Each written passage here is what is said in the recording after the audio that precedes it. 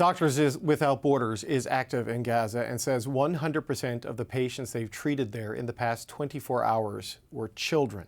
We have some footage of a hospital in Gaza that we're about to play, and another warning, another note that this is disturbing footage where injured children are shown.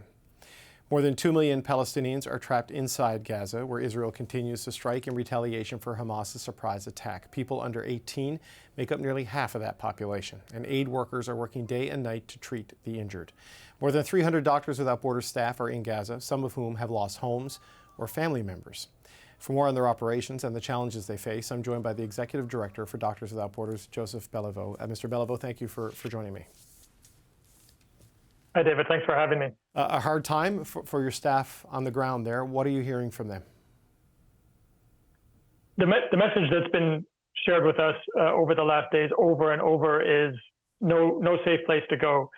A colleague just earlier today was describing how fighter jets have been destroying entire streets block by block, and then said there is just simply no place to hide.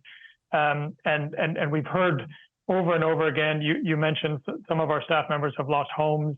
The building right next door to the MSF office in Gaza City was bombed and destroyed. And, taking one step back, I mean, the most basic rule in an armed conflict situation enshrined in the Geneva Conventions and international humanitarian law is the protection of civilians. And this massive escalation in conflict that started 5-6 days ago was initiated with a blatant violation of that protection of civilians rule. And now what we're seeing is this retaliation on the other side, in which there's just complete indiscrimination for the targeting of neighborhoods and hospitals and ambulances and so on. 2 million people in Gaza, at least 100 Canadians is what we're told by the government. And we spoke with Lieutenant Colonel Jonathan Conricus from the Israeli Defense Forces earlier today. And he made it very clear that the goal is to completely destroy Hamas. And I asked him about how you do that and balance protections for civilians. And I want to play his answer. Just listen to this. The priority in this war, not this operation, not this skirmish, but this war, is to dismantle the military capabilities of Hamas. All of the other things are secondary at best. I wonder, what does that answer say to you about what your people in Gaza are going to be facing in the next little while? So I'm not going to comment on the strategic approach of one side or the other in this conflict. What we can say is what we witnessed. And what we witness is now we know that according to local reports, more than a dozen health facilities have been hit in these strikes. 2 hospitals that MSF, Doctors Without Borders, supports have been hit by airstrikes in this conflict. An ambulance that was sitting in front of a hospital that MSF supports was hit by an airstrike, and the driver was killed and others injured in that attack.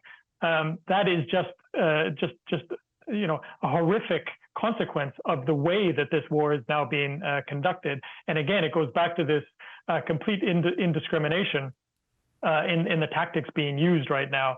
And so part of that is just the massive injuries, the trauma, the crush wounds, the lacerations, the broken bones. And we're just seeing our staff are describing how hospitals are overwhelmed with the number of injured people arriving. Now, Doctors Without Borders has been in Gaza for about the last 20 years or so.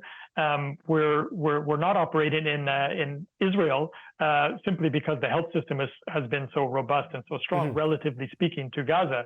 That's why we've been in Gaza. However, we've offered our services on the Israeli side too. There's been a huge amount of casualties there, so we've offered our sort of triaging and support services there too.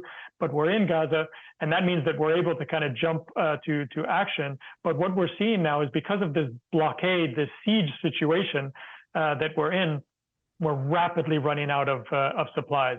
Staff are working 24/7, so they're exhausted and they're experiencing extreme anxiety at the same time. They're worried for their families, for themselves. And then on top of that, this rapid depletion of supplies. So, hospitals are running, electricity has been cut, I think, as we all know by now. So hospitals running on fuel supplies also cut. we're within hours of running out of fuel in the hospitals that we're running. The supplies, we're running out of painkillers, we're running out of anesthetic, right. so for doing surgeries, and we've used essentially, we have 3 weeks of medical stocks to treat wounds and to do surgeries and post-surgery. 3 weeks worth of stocks we've used in the last 3 days, just to give you a sense of the volume of overwhelm that our staff are experiencing. Right. So your staff are burning through the limits of human exhaustion. You're running out of supplies, and fuel and electricity are gone or running out. Once the power goes, I mean, are you done? You can't operate in a meaningful way, right? That's the reality of the situation, isn't it? How can you do X-rays? How can you do dialysis? There's so many things that we depend on. How can you see properly when you're trying to do surgery? So much that you depend on.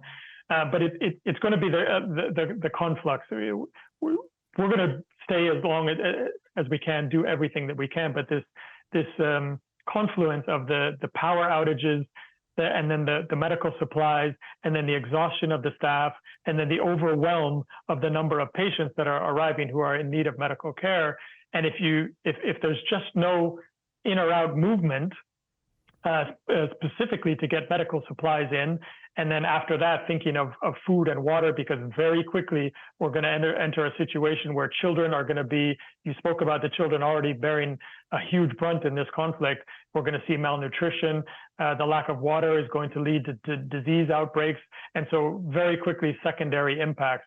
And we haven't even gotten into the mental health. Your speaker earlier was talking about the mental health impacts, just enormous as well. But just, we've got about 90 seconds left in the show, and obviously there's a lot more than that we could talk about. But your staff, I mean, if they can they leave? If they needed to leave? If they wanted to leave? I mean, with this blockade and this siege, everyone is stuck there, so nobody can go anywhere. That's right, and so we really need there's talk of corridors being open. I mean, there's just a basic tenet. Again, I go back to humanitarian law and the Geneva Conventions that says that you must allow and facilitate humanitarian access. So this is the exact type of situation that law speaks to. So you must allow necessary goods and personnel to come in, and as you've alluded to, we also have evacuations for medical reasons, mental health reasons. Right. So much stress people are experiencing. So we need to get some people out, and we need to get goods and people in as well. Well, Joseph Belliveau, I hope you can get the medical supplies you need, and I hope your staff stays safe because they do important work, not just in Gaza, but all around the globe. And I want to thank you for joining us tonight. That's Joseph Belliveau, the Executive Director for Doctors Without Borders. Thank you, sir. Thanks so much. I appreciate it. Thank you.